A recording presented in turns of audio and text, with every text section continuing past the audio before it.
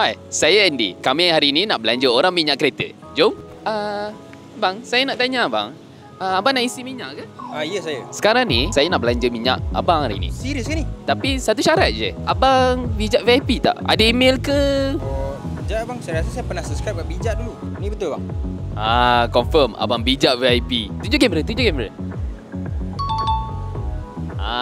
Okay. So, hari ni, bijak nak belanja abang minyak. Jom. Alright. Bang, pump 5 full tank. Terima kasih bang. Okay. Nampak so jom.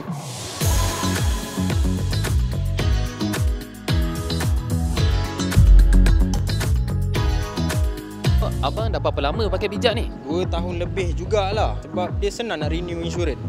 So apa yang abang suka pasal bijak ni? Kalau pasal Bijak ni, saya suka dia sebab kalau abang kan tengok company-company lain tu boleh compare. Dia punya memang senang nak renew insurans. Save masa, save duit.